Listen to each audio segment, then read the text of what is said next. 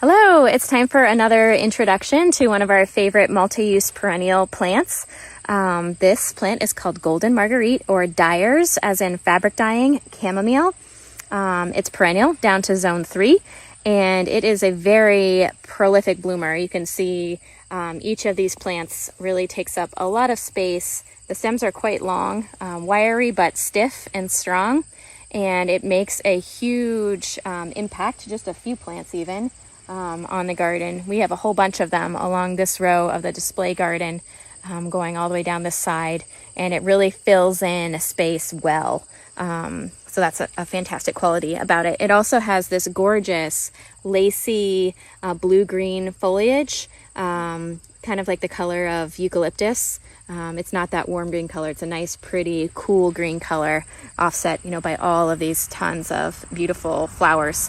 One thing that I really like about it is that when the petals or the flowers fade, the petals fall off, and you're left with this really cool looking round globe-shaped seed head, not unlike Craspedia. Craspedia is really hard to grow here, so having tons of this sort of Craspedia look-alike is pretty nice. It doesn't dry and hold that color, but if you're using it fresh for an event work and you like a little pop of that button of yellow, it's really fantastic for that. So let's learn some more about this.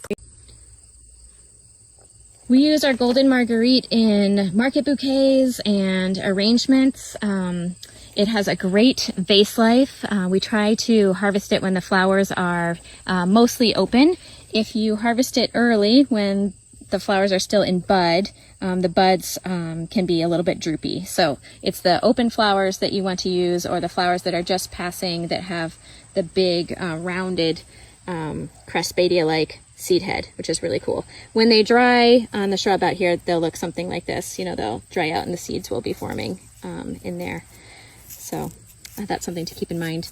I love the foliage. I love how full it is. These take up a lot of space in a market bouquet. If you're assembling bouquets for a farmer's market or for wholesale to a local vendor, they're fantastic. You do have to do a little bit of editing because if you have some buds on the stems that you're cutting, you want to snip those off so that they don't droop for the customer. But really fantastic blooming flower. And we started all of these this season, and they are going for it. So I'll talk a little bit more in the next video. I'll share with you how you can get some Golden Marguerite started. Look at these long stems, Florist Dream. Beautiful, beautiful plant. And unlike the other chamomiles, for us anyways, this one is truly perennial here. We grow our Golden Marguerite, or dyers chamomile, from seed in the early spring. We buy our seeds from Select Seeds online. You can find them online, and you start them in the early spring, and once you transplant them, water them in when you transplant them. But once these plants are established, they are drought tolerant. We have done next to zero watering on this side of the garden this summer, and it's been a very dry season, and these are flourishing. They're really taking off. So I think you want to make sure that you plant them near other things that also flourish. We have some Snow on the Mountain that we just planted in here for show. Both of these are very showy flowers. There's some sedum that's perennial, that's starting to take off in there. We've got some monarda, some globe thistle, mint, Saranth down here at the bottom. So that'll be a nice self-sower in here, but our garden is really filling in and looking beautiful.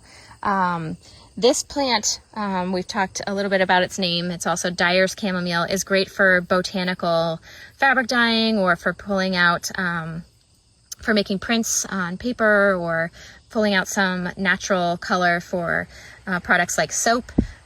So there's some great ways that you can use dyer's chamomile. It's a really useful plant, drought tolerant. Highly recommend getting some established in your garden or on your farm.